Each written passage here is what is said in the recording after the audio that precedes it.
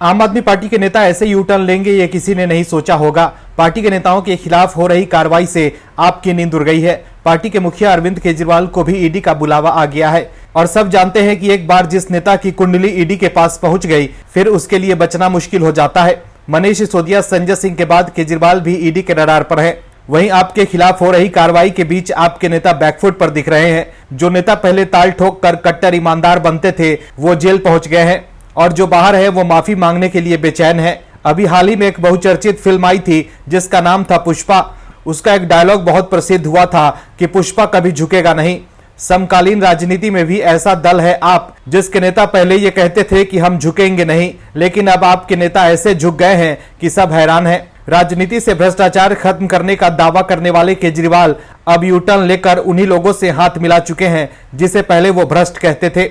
जो नेता कहते थे कि हम कभी झुकेंगे नहीं, अब झुकने की बात तो दूर, अपने गलतियों की वजह से वो गिड़गिड़ाने को भी तैयार हैं। पहले आप नेता गलती करते हैं और फिर कार्रवाई का डर सताने पर कोर्ट में माफी मांगते हैं या दया की अर्जी लगाते हैं। केजरीवाल भी कार्रवाई से बचने के लिए बीजेपी के नेताओं से माफी मांग चुके हैं और अब ऐसे ही आपके एक और नेता के साथ हो रहा है। क्या है खबर, बताते हैं आपको विस्तार से। आम आदमी पार्टी को लगातार झटका लग रहा है। मनीष सिसोदिया को कोर्ट से झटका लगने के बाद ईडी ने केजरीवाल को भी पूछताछ के लिए बुला लिया है। वहीं उधर कोर्ट से आपको एक और झटका लगा है। आम आदमी पार्टी के सांसद राघव चड्ढा की ओर से दया याचिका पर सुनवाई के दौरान सुप्रीम कोर्ट ने पूछा कि क्या राघव चड्ढा माफी मांगने को तैयार है। इसके बाद राघव चड्ढा की ओर से पेश वकील राकेश त्रिवेदी ने कहा कि वो राज्यसभा सभापति और कोर्ट दोनों से माफी मांगने को तैयार है। इसके बाद सुप्रीम कोर्ट ने अटॉर्नी जनरल और राघव चड्ढा के वकील से लिखित दलीलें जमा करने को कहा। अब इस मामले पर अगली सुनवाई शुक्रवार को होगी। वहीं सुप्रीम कोर्ट ने आप सांसद राघव चड्ढा के निलंबन पर कहा कि 75 दिन पहले ही गुजर चुके हैं, अनिश्चित काल तक निलंबन चिंता का विषय है। वहीं कोर्ट ने राघव चड्ढा और अटॉर्नी जनरल से कहा कि वो इस बारे में लिखित दलीलों को लेकर संक्षिप्त नोट जमा कराएं।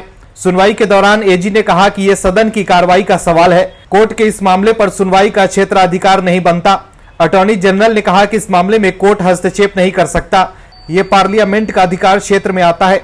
अब देखना है कि कोर्ट के दखल और राघव चड्ढा की कथित माफी के बाद उनकी सदस्यता लौटती है या शादी के बाद राघव बेरोजगार हो जाएंगे।